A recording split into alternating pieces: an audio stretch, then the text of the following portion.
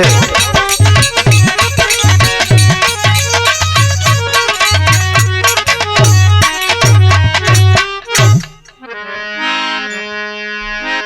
हो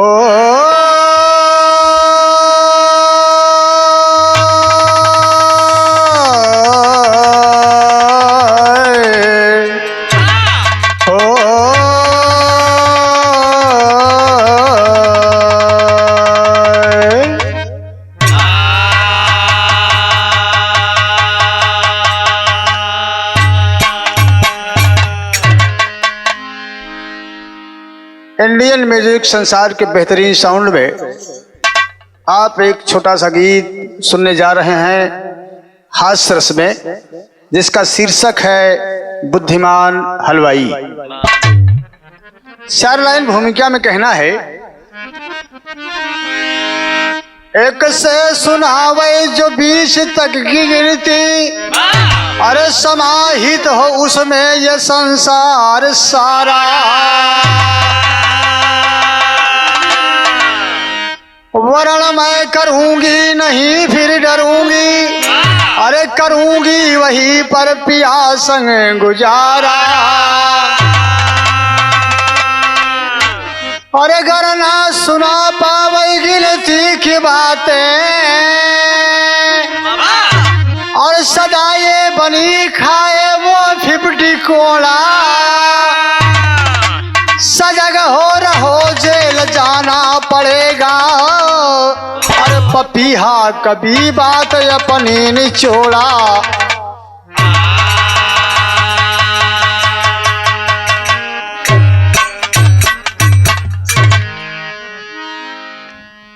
गर ना सुना पावे गिनती की बातें, सजाए बनी खाए वो 50 कोड़ा। सजग हो रहो जेल जाना पड़ेगा, पपीहा कभी बात अपनी निचोड़ा। कवाली लगा था मास्टर साहब 2 लाइन।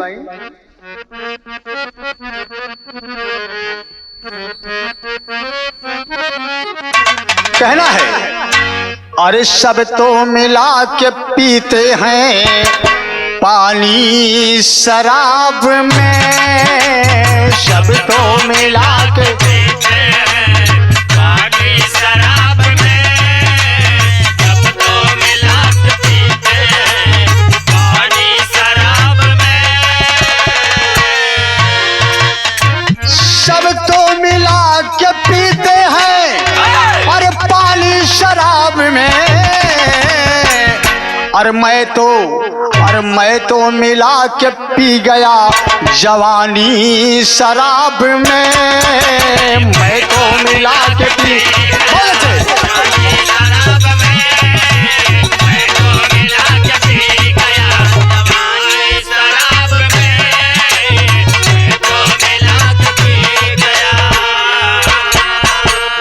यह ओरिजिनल। लेकिन देखें कवि जी ने बड़ा सुंदर भाव दिया यही लाइन में। देखें। अरे विधि की खिंची लकीर को, जो विधि का विधान है ईश्वर ने लिख दिया बाबूजी। अरे विधि की खिंची लकीर को कोई मिटा न पाया, विधि की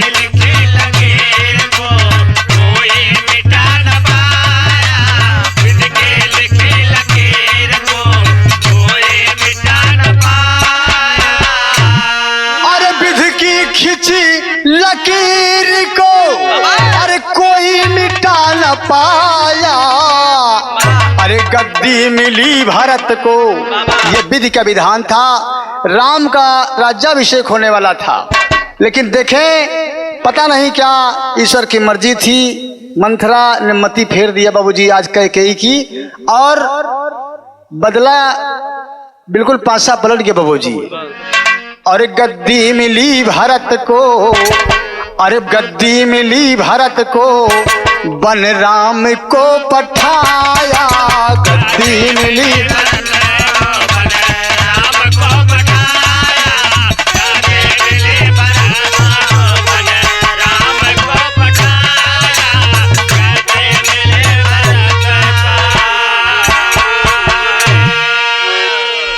ये जो विधि के विधान है बाबूजी, टालने से नहीं टलता है। अरे रही जागीर जहां राजा का बसेरा था, प्रजा खुशहाल थी निज कीर्ति को बिखेरा था। उसी राजा की सीता जो सुमुख शयानी थी, 16वां सावन पार छलकती जवानी थी। बात बिटिया की सुना मन में भारी शोक हुआ, प्रश्न पूछेगी बिटिया सुन करके खामोश हुआ। रही जागीर जहां राजा का बसेरा था, प्रजा खुशहाल थी निज कीर्ति को बिखेरा था। उसी राजा की सीता जो सुमुख शयानी थी, 16वां सावन पार छलकती जवानी थी। बात बिटिया की सुना मन में भारी शोक हुआ, बात बिटिया की सुना मन में भारी शोक हुआ। प्रश्न पूछेगी बिटिया सुन करके खामोश हुआ।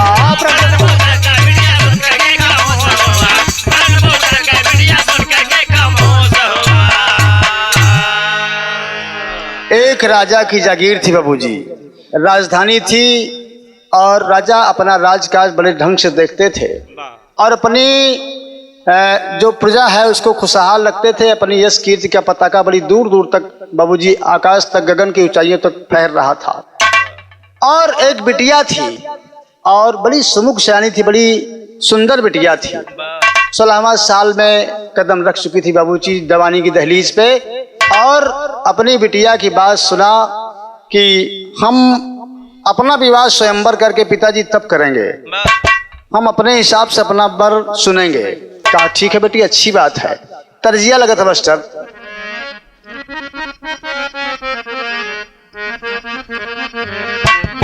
अरे नदी भौजैया दुनौ एक मौरिया, दुनहु के पिया पर देसिया हो राम। नदी भौजैया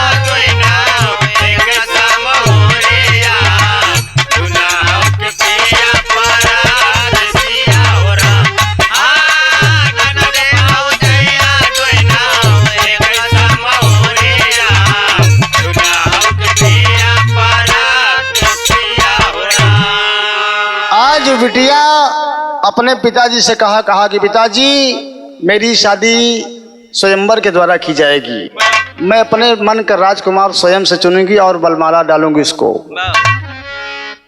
कहना है भाव में, कहा पिताजी मुनादी करवा दीजिए, ढिढोरा पिटवा दीजिए पूरे राज्य में, तमाम दूर दूर से जहां तक ये सूचना पहुंच सके दूर दूर से राजकुमार आए और जिसमें मैं उनका वर्णन कर सकूं जो मेरे लायक हो। अरे भैली मुनादी होई स्वयंवर दुअरवा, अरे भैली मुनादी होई स्वयंवर दुअरवा, आई है दमाद दुलरू घरवा पे हो।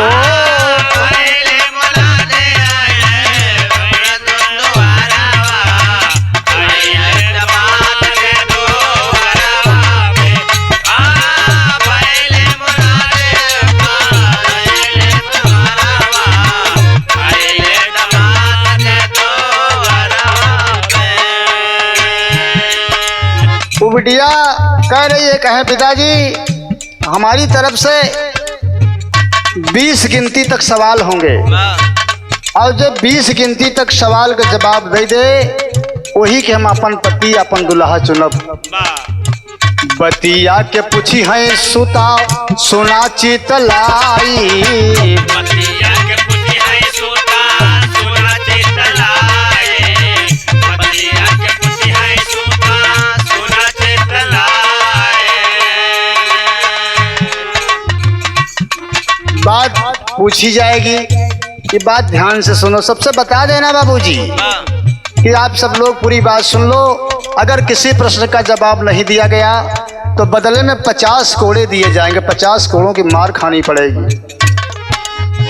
देना जवाब तो 50 कोड़ा खाई, देना जवाब तो 50 कोड़ा खाई, देना जवाब तो 50 कोड़ा खाई।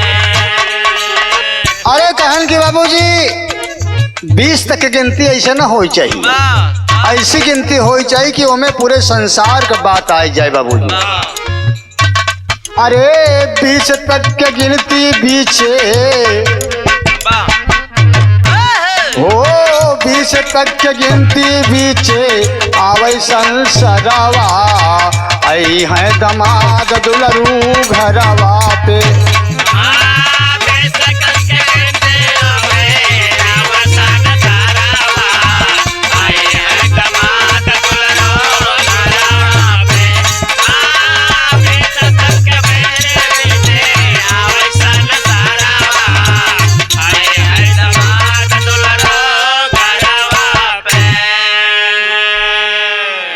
नंबर लग गया बाबूजी, स्वयंवर की तैयारी हो गई। तमाम दरवाजे पर तमाम दूर दूर से तमाम राजागण आए। वो कहा कि हम जवाब देव हम बियाह करब, वो कहा कि हम जवाब देव हम बियाह करब। बिल्कुल होड़ लग गई। एक तर्ज लगा था मास्टर, बड़ी पुरान तर्ज है।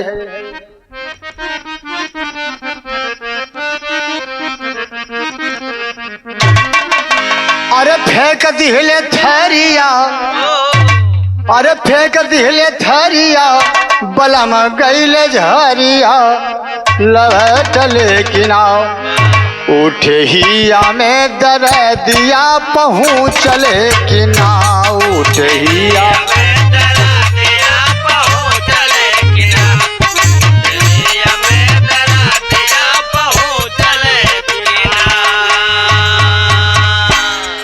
लेकिन ये तो तर्ज रही, ये भोजपुरी में कहना रहा, बड़ा पुरान गीत हो गया। लेकिन देखिए यहाँ भाव दिया गया।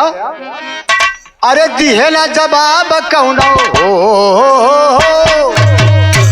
अरे दिहे ना जवाब कौनो, गईले पगलाई भाई बारी बारी से।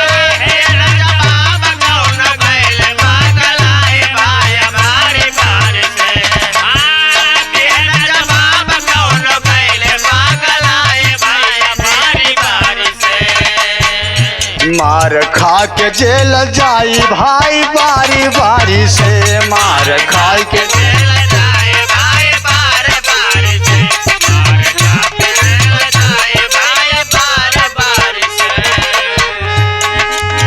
तमाम लोगों की बारी आती गई, प्रश्न पूछा गया और जवाब ना दे पावत है बाबूजी। और जवाब नहीं दे पाते हैं तो के बदले में 50 कोड़ा और कारागार जेल में भेज दी जाता था, जौन राज्य का कारागृह रहा था। कोलावन के मार खा के गईले घबराई, कौनौ न दाल गलई बतिया बताई, कौनौ न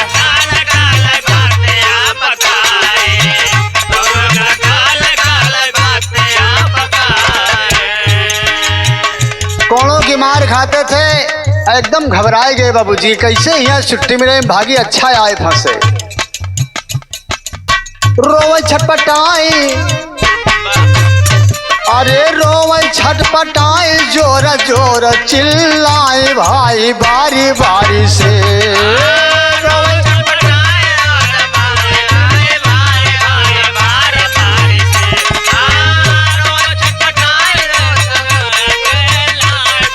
बारी बारी से हाल कैसे हम बताई भाई बारी बारी से, हाल कैसे हम बताई भाई बारी बारी से, हाल कैसे हम बताई भाई बारी बारी से। अरे मोरे बप्पा, अजब कोड़ा का मार पई बाबूजी, और जेल में डाले जाते हैं, पीटे जाते हैं, घुसेड़े जाते एकदम। और जौन देखा था पीछे पीछे लोग, उनका जीव घबराए ला कि अरे बाप रे, तनी कड़ी परीक्षा ही तो हम बियाह न कर पाऊ, हमके दुल्हन ना मिली। एक ठे तर्जिया बदल जाता। और जौन लोग बचे हैं मन में विचार करत थी, का सोचा थी? और मन में कैले विचार, मन में कैले विचार, चढ़ल सिरवा पे भार, खाए कोड़ा वाली मरिया कवनी गली, खाए कोड़ा वाली मरिया कवनी गली, खाए कोड़ा वाली मरिया कवनी गली। कोड़ा का मार खा थी और सोचत कि कौनी गली आए फंसे भगवान। भीड़ बढ़ी जात है, भीड़ बढ़त गईल भैया, भीड़ बढ़त गईल भैया, केहू जवाब ना देवैया, भीड़ बढ़त गईल भैया,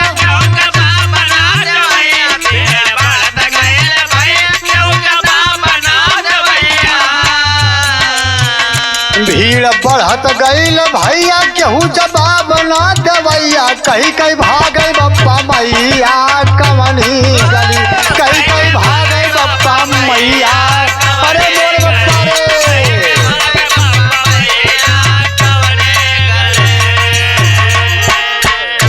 जब कोला का मार पड़ता बाबूजी, रे मोर बप्पा रे मोर माई हो, हम बिया न करब भाई हमका जायद भाई साहेब। अरे देखी नजारा एक हलवाई हंसत खड़ा बाबू तेही बार, 20 तलक आवई ना गिनती, ऐसन राजन को धिक्कार। ये नजारा देख के वही कार्यक्रम लगा है स्वयंवर में कि हलवाई खाना बनावत है, मिठाई बनावत है। कैसी का पूछा जात है यार, 20 तक गिनती क्यों नहीं आवत? कहा कि तू बताऊ क्या? अरे यार ये राजा महाराजा के बात है, हम हलवाई के मौका दे प्रश्न बताऊ वो दुल्हन ले जाओ। देख नजारा एक हलवाई हंसत खड़ा बाबू तेही बार, 20 तलक आवई ना गिनती, ऐसे राजन को धिक्कार।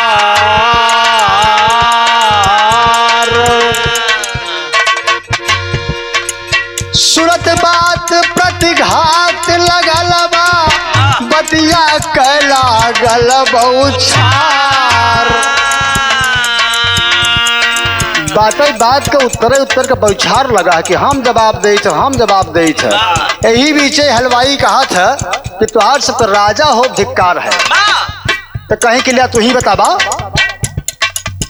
सुनत बात प्रतिघात लगत बा, बतिया कैला गल बौछार, तू ही सुनावा गिनती ऐसी, नैया हो वही बेड़ा पार।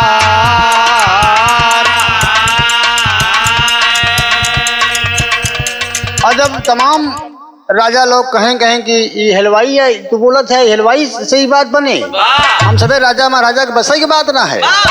एक जने बिल्कुल कन्या नालायक नहीं तो, अरे मिठाई बनाओ खाना बनाओ तोरे बस कई काम है, 20 तक गिनती सुनोगे बिया करबे तई, डांट के बुलाए कहीं बे भगुआ, ओके नाम भग्गू रहा बाबूजी, तो तेरी लगा था।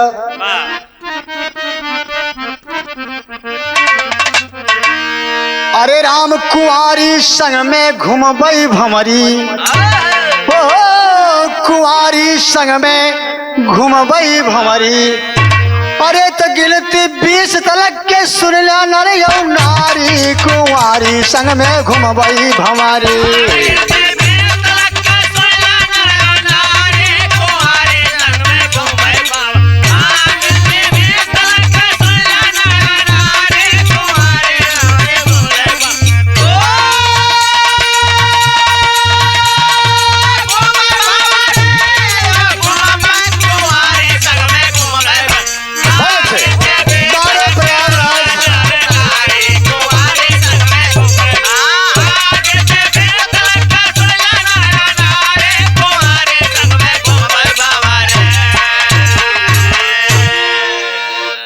कहें जितना नर नारी तमाम लोग बूढ़ पुरानिया है सबके सामने हम बतावत ही, सब जने हमार बात सुना, 20 तरह का गिनती सुनाओ, कहनी बात है कहना हाँ। अरे कहे सभी तब गिनती बोलो, हे भग्गू हलवाई, अरे डरा नहीं है भग्गू देखा हंस के लिया अंगड़ाई, ऐसे बदन तोड़ दिया बाबूजी, अंगड़ाई लिया कहा बारे, अरे हम जरूर बिया करब, हमका हलवाई समझा था, हमका कारीगर समझा था, लेबर समझा था, ई ठही तर्ज लगत है मास्टर। कहीं सुना हम बताई थी दोस्त। अरे जब से गवनवा के अरे दिनवा धराइल रतिया नली दयावई देह पियराइल। जब से गवनवा के दिनवा धराइल रतिया नली दयावई जब से गवनवा के।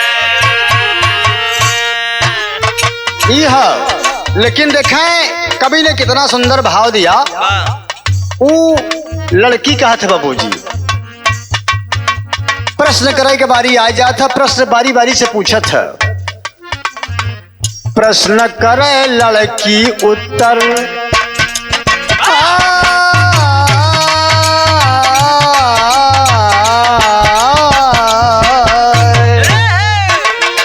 प्रश्न करे लड़की उत्तर देवई हलवाई सब ही रजनवा के मन कुभिलाई। प्रश्न कर लड़की उत्तर देवई हलवाई सब ही रजनवा के मन कुभिलाई। प्रश्न कर लड़की उत्तर पूछली करीनवा जब भग्गू से सवाल हो।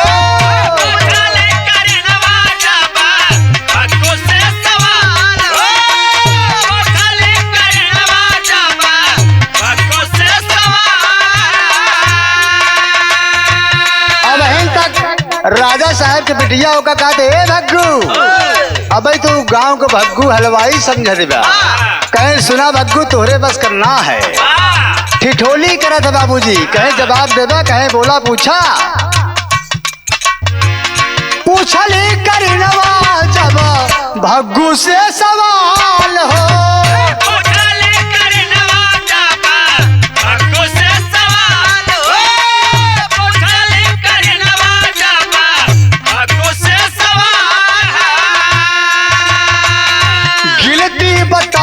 हंस के देबई जवाब हो।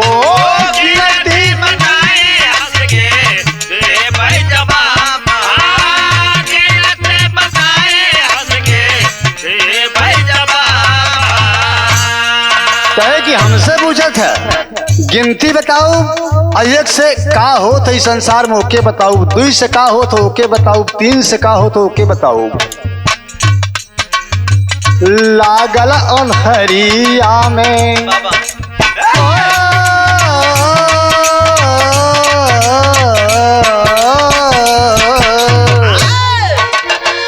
लागल अनहरिया में सूरज दिखाई सब ही रजनवा के मन को मिलाई।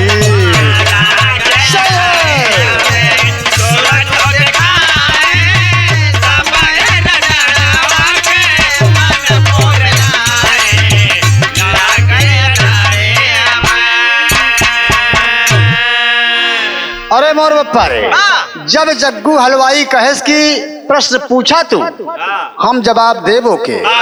अब तमाम लोगों के बीच में ऐसा लगा कि जैसे अनहरिया में सूरज निकल आए हो। एक उम्मीद का किरण बाबूजी सामने आई।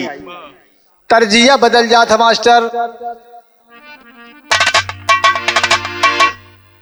अरे हम तो से पूछिला मालिन ये मालिन हो।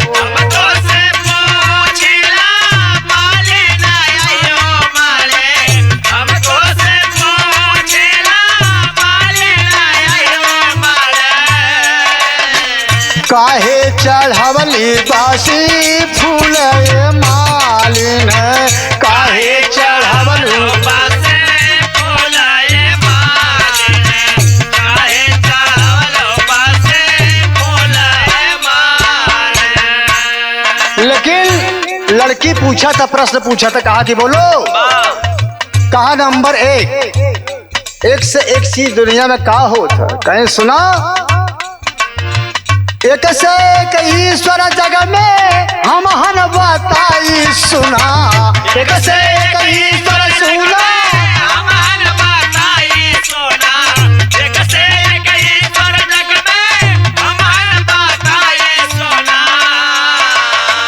दुई पक्ष जाने कुल जहान हो।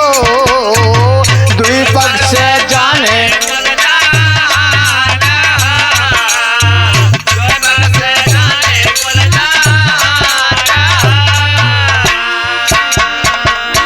लड़की पूछा था कि एक से एक चीज दुनिया में कौन होता जो वो अकेली है, और दुई से का होता। कहे एक से ईश्वर सारे जगत में व्याप्त है बाबूजी, और दुई से दुई पक्ष होता, कृष्ण पक्ष और शुक्ल पक्ष। कहे नंबर 3, कहे सुना बताई थी। 3 से 3 तापा तो के सुनाई सुना।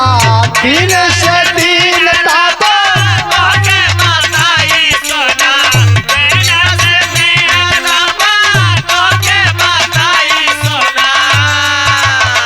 बतियाल हमारी तू मान जी। बतियाल हमारी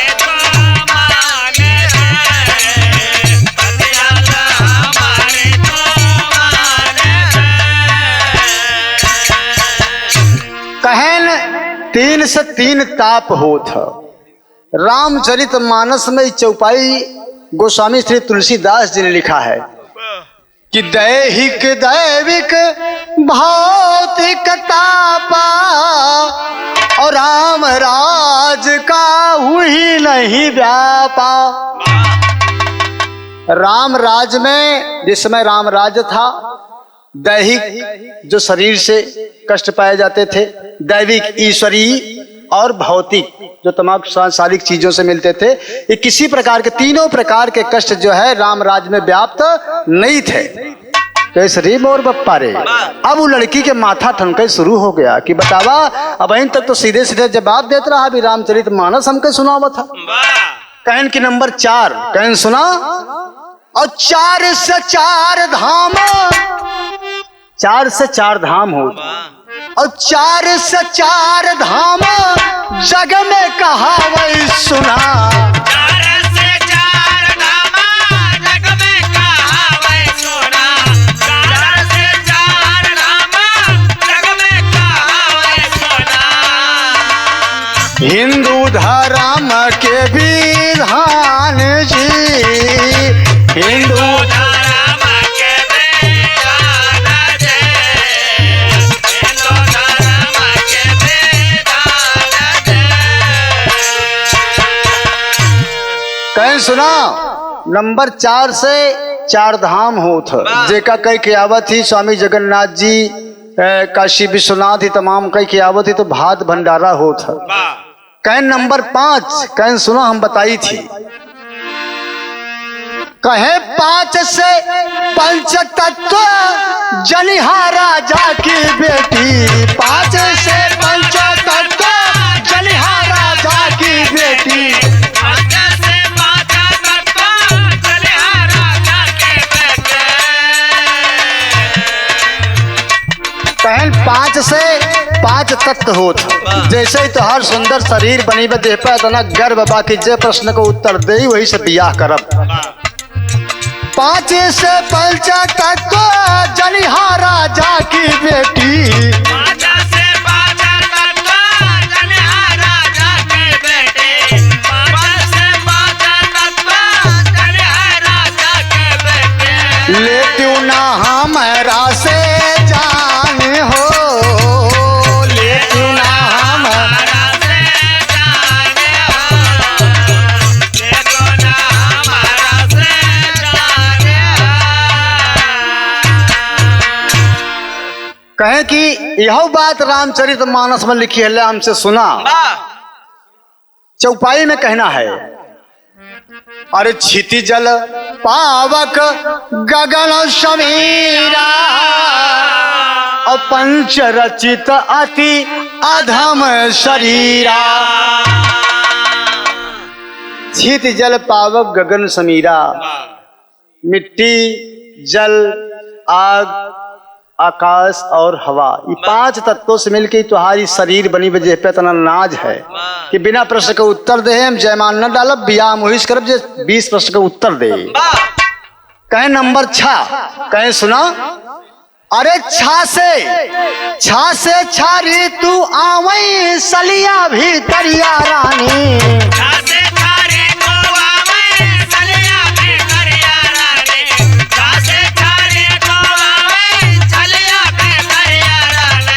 तोके बताई सीना तान जी, कहनी बात हम सीना तान के तोरे सामने कहा था ही कि 6 ऋतु आवत, वर्षा, ग्रीष्म, शरद, शिशिर, हेमंत, बसंत।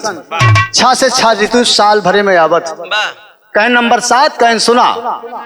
और 7 से 7 बार दुनिया में जाहिर भइले।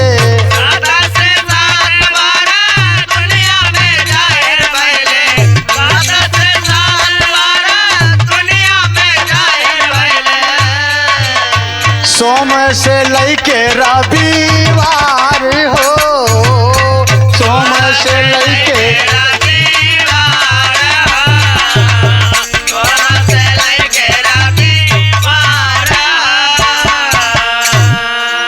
कहन 7 से 7 बार हो था, सोमवार, मंगलवार, बुधवार, गुरुवार, शुक्रवार, शनिवार, रविवार। 7 से 7 दिन हो था। सुनियो कहन की अरे चला आगे पूछा था ही ना, अबे तो आधा न भया। तो यही ठैया एक तर्ज बदल जाता मास्टर साहब। अरे झूला लिया के गुजवा, ओ झूला लिया के गुजवा, अरे टूटल ये राजा, अरे जवनिया के रेलिया छूटल ये राजा, जवनिया के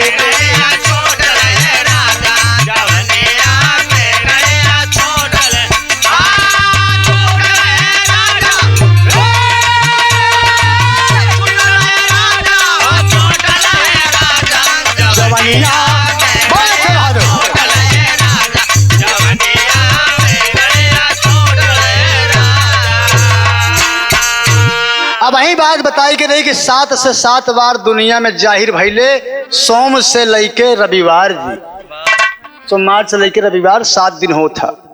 अब नंबर आवत है 8 का बाबूजी। कहन कि 8 से का चीज होता है 8 दुनिया में, कहीं सुना। अरे 8 से 8 सिद्धि, अरे 8 से 8 सिद्धि जानू ए रानी। अब रानी का है लाभ, अब वो समझ गया कि हमारे याद है तो ब्याह हो ही जाए। अरे इतने बहु एकदम घूर के लखत करिए मोर बप्पा जी हलवाई से ब्याह हो तो हमारे बाप का हमारे खानदान के निकुरा करी जाए। अरे 8 से 8 सिद्धि, अरे जानू ए रानी, बतिया हमार सही जानू ये रानी।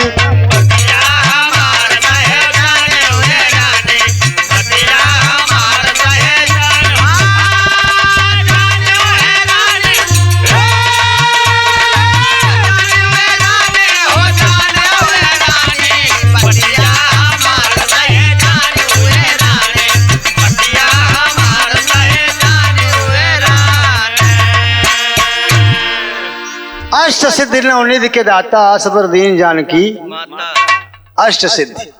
अब कहन की नंबर 9, कहन सुना। अरे 9 से नवनिधि जगतिया में अवली, 9 से नवनिधि जगतिया में अवली, 9 से नवनिधि जगतिया में अवली। और प्रीति रीति श्रद्धा के पठवा पढ़ैली, प्रीति रीति श्रद्धा के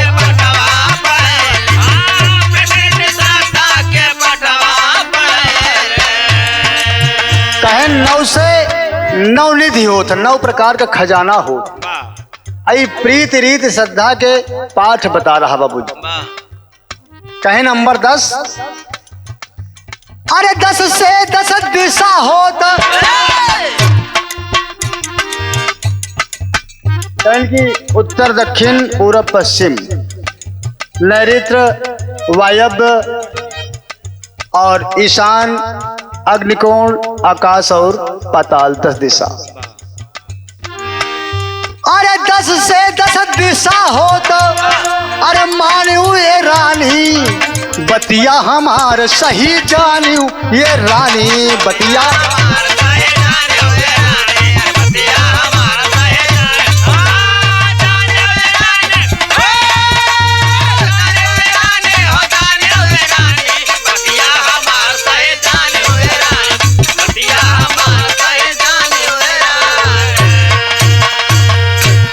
कहन 10 से 10 दिशा कहन हाँ कहन समझ में आवत बा कहन कि बतावा बतावा अबे तो बहुत बाकी बा अबे तो अधियाद है कहन नंबर 11 कहन सुना और 11 से 11 रुद्र तो होके बताई 11 रुद्र होती 11 हमें हनुमान जी थे बाबूजी और 11 से 11 रुद्र तो होके बताई और 12 से 12 ज्योतिर्लिंग गुण गाई 12 से 12 ज्योतिर्लिंग गुण गाए 12 से 12 ज्योतिर्लिंग गुण गाए कहन 11 से 11 रुद्र होते और 12 से 12 ठी ज्योतिर्लिंग होते के पता लगा ली अपने बाबू से पूछ ली अपने मौसिया से पूछ ली कुल रिश्तेदार से पूछ ली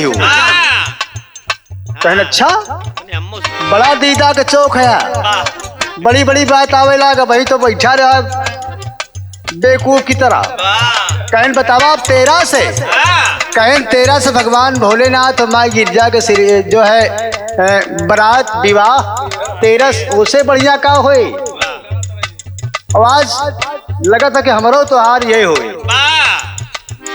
अरे 13 से 13 अरे 13 से 13 सुखदाई रानी बतिया हमार सही जानी ये रानी बतिया हमार सही बतिया हमार सही जाने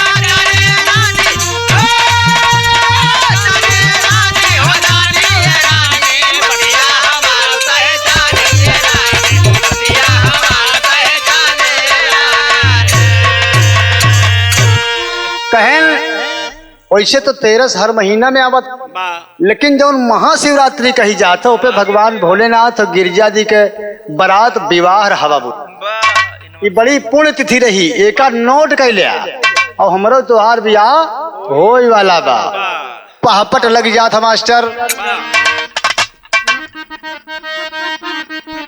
कहन 13 होई कि अब 14 बतावा कहन सुना हमसे अरे 14 से भा 14 रतन बताई दुनिया जाने ला अरे 14 से भा 14 रतन बताई दुनिया जाने ला और हिलमिल कैले सिंधु मतन दरसाई दुनिया जाने ला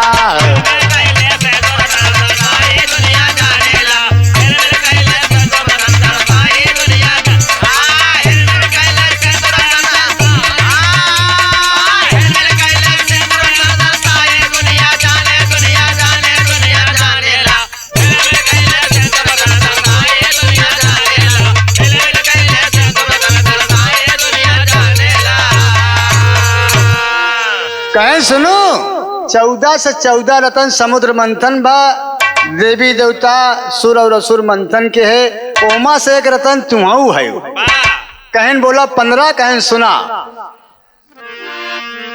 और 15 से 15 दिन का पक्ष हो वही रानी और दुई पक्ष माह बीचे आवेल्या मानी कहन की 15 से 15 दिन का एक पक्ष हो था कृष्ण पक्ष शुक्ल पक्ष बताए रहे लेकिन हमें 15 दिन हो था और दुई पक्ष एक महीना में दोनों आवत 15-15 दिन का हो था अरे कृष्ण पक्ष या शुक्ल पक्ष गुण गाई दुनिया जाने ला अब तबले और जने के छुटल रवाई दुनिया जाने ला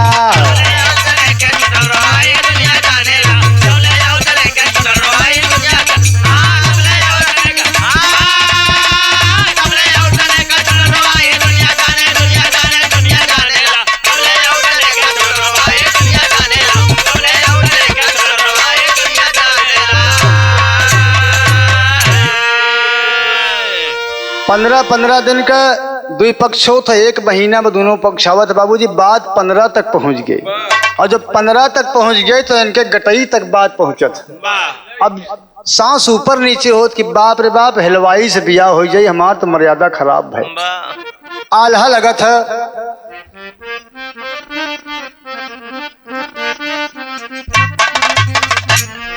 अब आएगा नंबर 16, कहीं सुना? और 16 से 16 होला नारी के सिंगरवा भैया, 16 से 16 होला नारी के सिंगरवा भैया, 16 से 16 होला नारी के सिंगरवा भैया। 17 से 17 बनस्पति मोरे भाई,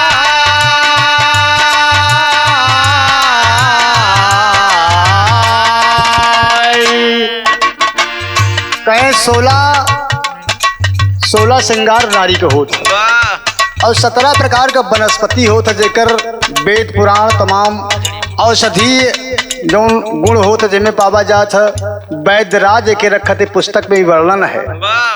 कहीं 18 से 18 पुराण सुखदाता हो वही भैया, 18 से 18 पुराण सुखदाता होए भैया, 18 से 18 पुराण सुखदाता होए भैया।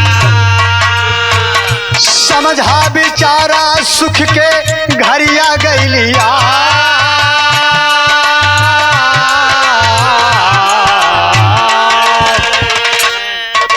तमाम लोग बैठे हैं राज दरबार में, स्वयंवर में तमाम दूर दूर से राजागण आए हुए हैं। कहें कि 18 पुराण होते ही बात मान ला और सब लोग समझा बूझा और सुख घड़ी आएगी हमरे हिसाब से। अब हमार ब्याह होए।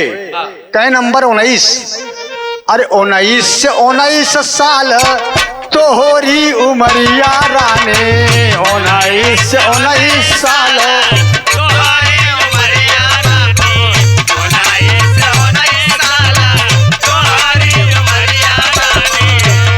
अरे इतना सुनाता गोरी दिल मुस्कुरा,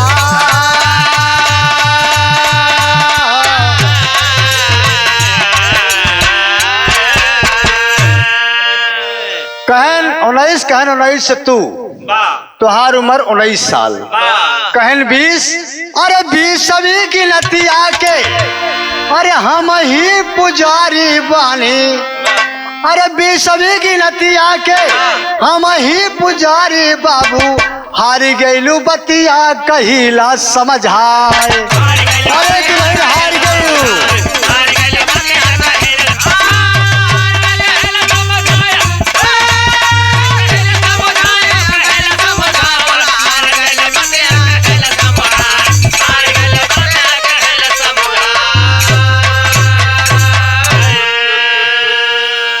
कहन 19 से तू तुहार उम्र 19 साल और हमार 20 साल, 20 से हम 20 तक गिनती पूरी हो गए। खड़ी लगत मास्टर ही थी। आज भग्गू हलवाई एकदम खुशी के मारे झूम रहा है बाबूजी, सब अपन अउआ पउआ उब्बुक तुब्बुक बारदाना छोड़ दिया वहीं पे, कहा कि अब सब लेके आया बे, अब हम दुल्हन विदा कराए की जात है।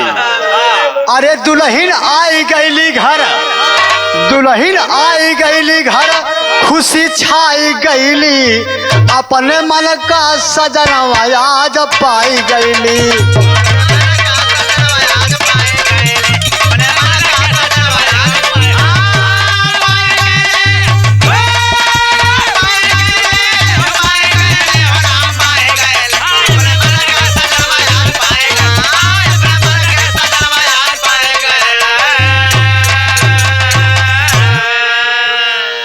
भग्गू तो बाजी जीतन गए, लेकिन कहन कि मान न मान मैं तेरा मेहमान, कहन कि अब नियम के हिसाब से तो दुल्हन हम हो ही नहीं गए।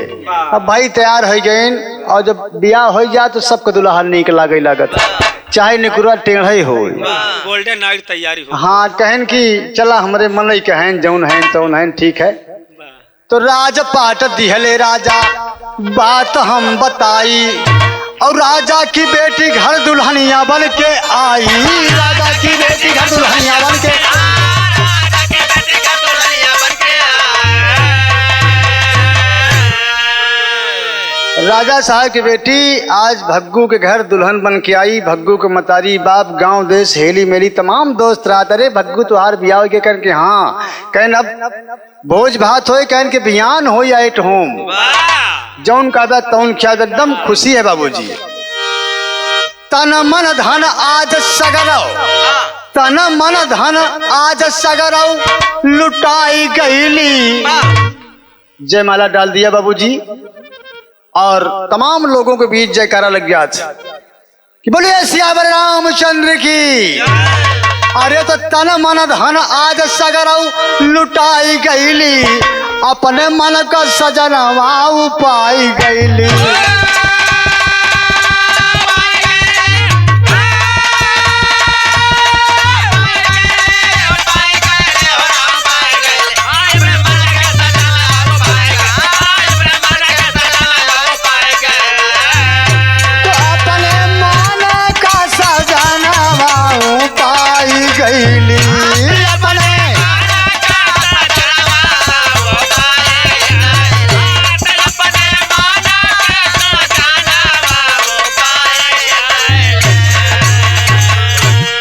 भग्गू का और राजा साहब के बिटिया का ब्याह हो गया। भग्गू 20 तक की गिनती सुनाए बाबूजी। खुशी खुशी अपनी दुल्हन के लोग आए अपने घर, घर द्वार सजाया गया जैसा कि रीति रस्मों के हिसाब से शादी विवाह हुआ और तमाम लोगों को न्योता पठाया गया बाबूजी। एट होम हुआ, तमाम साथी संगाती खाए पिए एकदम अपने अपने घर चले गए बाबूजी।